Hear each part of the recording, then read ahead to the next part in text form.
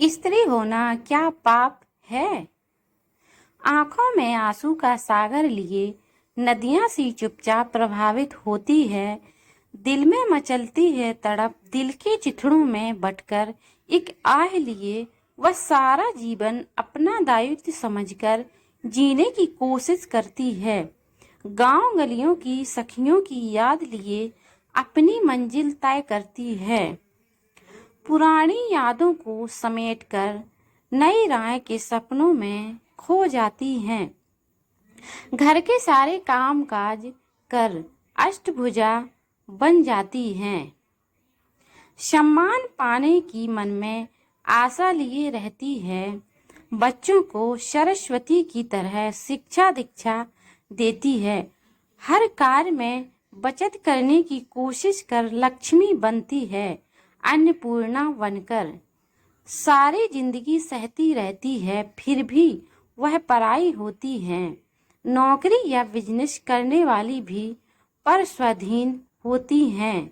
वह सपने में भी स्वतंत्रता हासिल नहीं कर सकती, क्योंकि वह माया ममता की जाल में फंसकर असहाय होती हैं।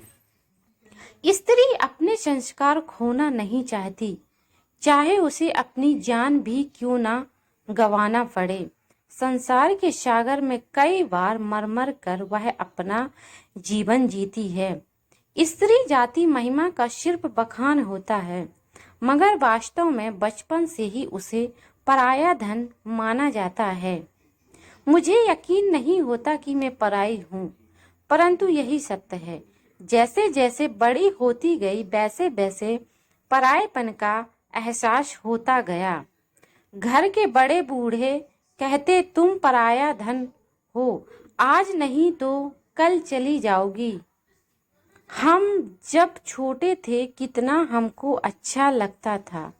गिर गिर के उठते थे, इतना ज्यादा रोते थे, फिर हमें मम्मी पापा गोद में दौड़कर उठा लेते थे, बड़े प्रेम से सहलाते थे। उस जगह हो जहां हम अब गिरे, उस जगह पर फूंक मारकर पांव पटककर उस जमीन को डांटते थे। आकाश में हाथ उठाकर चिड़िया दिखाते थे, हमें कहते, देखो ऊपर चिड़िया देखो। जिधर पापा हाथ दिखाते उस तरफ देखने लग जाते थे एवं फिर से गदगद होकर हंसने लग जाते थे, फिर से खेलने लग जाते थे। मुझे याद आता है वह बचपन। कई सालों पहले जब मैं छोटी थी, मुझे बिच्छू ने डंक मार दिया था। मैं जब जोर जोर से रोने लगी, तब मम्मी ने मुझे अपनी गोद में उठा लिया। बहुत प्यार किया, लेकिन जलन बहुत तेज थी। इसमें लगातार फूट फूट कर रोए जा रही थी। पापा घर पर नहीं थे, वह कोई काम से दूसरे गांव जा रहे थे, तो बस स्टैंड से उन्हें वापस बुलाया। पापा ने कुछ इलाज किया। मेरे साथ मम्मी पापा दोनों रो रहे थे। मैं तो गोदी से नीचे उतर ही नहीं रही थी। लगातार 3 घंटे मुझे बिच्छू की जलन होती रही। तब तक मम्मी पापा मुझे लेकर घूमते रहे। आज भी मुझे याद है कि मम्मी पापा ऐसे ही होते हैं। वह माया ममता का प्यार भरा खजाना होता है, लेकिन अचानक क्या हो जाता है कि हमारे इतने प्यारे होने के बावजूद हमें दूर कर देते हैं। क्या यही उसकी पहचान है?